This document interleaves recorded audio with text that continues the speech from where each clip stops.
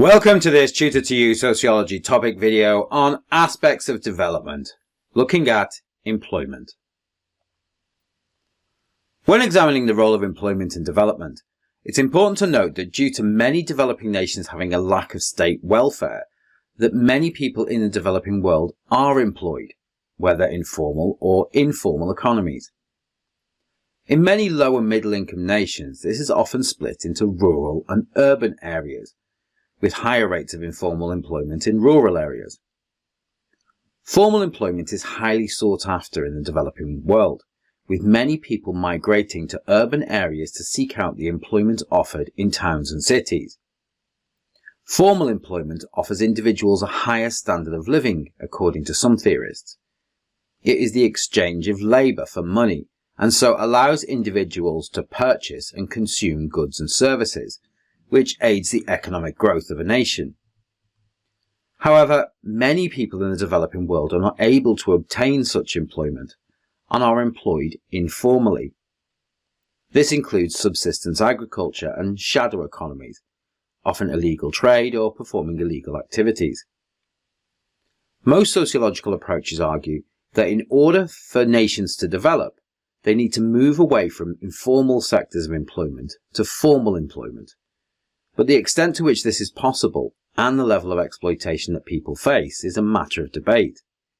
In this video, we're going to look at some of the impacts of both formal and informal employment and how the different theories will analyse these conditions. The informal sector can be argued to be more insecure than formal employment, particularly as it often operates on the condition of external factors such as the environment, weather conditions, and political stability or instability. As much of this work is focused on seasonal employment, such as agriculture and tourism, it often means that individuals can have periods of high levels of unemployment and periods of high demand for their labour. This can lead to the use of child labour, particularly in agriculture, where children are employed to help harvest crops such as cocoa, rice, and sugarcane. Further child labour can take place through home working, where often female labour is engaged in producing goods at home for sale elsewhere. Children are often withdrawn from education in times of economic necessity, which further hinders development. The charity World Vision estimates that in 2020 there are around 160 million children globally subjected to child labour, with the majority of these being girls, something which is often mirrored in formal employment. Informal employment is often, but not exclusively, confined to rural areas in the developing world. Many TNCs will locate their production sites in urban areas in order to maximise the size of their potential workforce. They will also use subcontractors that are in urban locations in order to produce goods, and whilst these jobs are sought after, they are often paid at far lower levels than in the Western world for a similar level of skill. Furthermore, the working conditions of those in these types of employment, for example in textiles or light manufacturing, are often poor. They work long hours with limited breaks and in dangerous conditions. In contrast, rural employment is largely based outdoors, either in tourism or agriculture, which, as we have already discussed, provides greater instability in employment opportunities.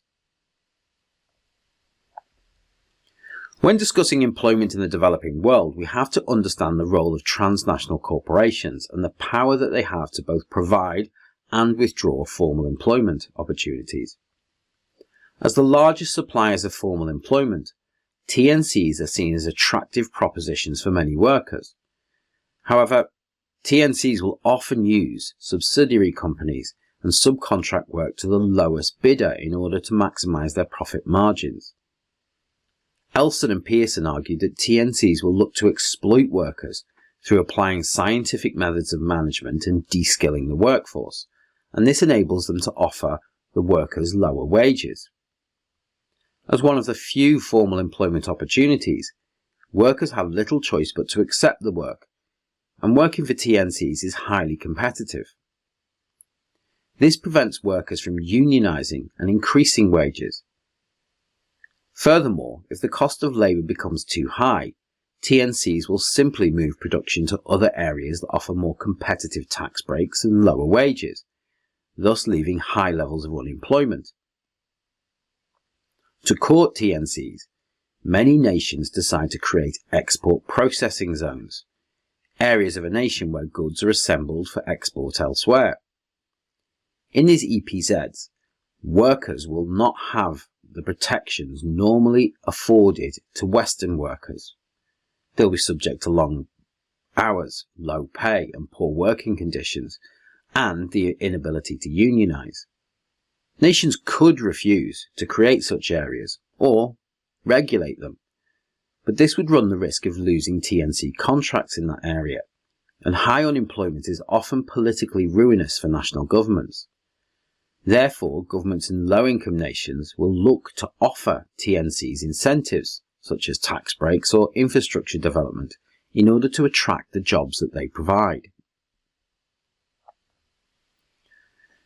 The importance of employment cannot be overstated, both in the role of development and how it impacts on the lives of citizens of that nation.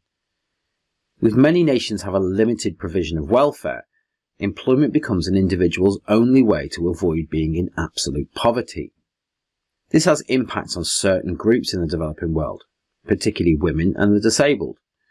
Many low and middle income nations have cultural traditions that control the labour that women can do, whilst others actively legislate against female labour.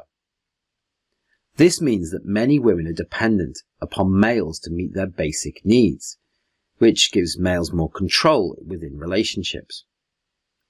As a result of this, many young women are forced into working in the informal sector, particularly in large cities and towns, with teenage girls often migrating to urban areas in search of precarious employment, often leaving their families in the process.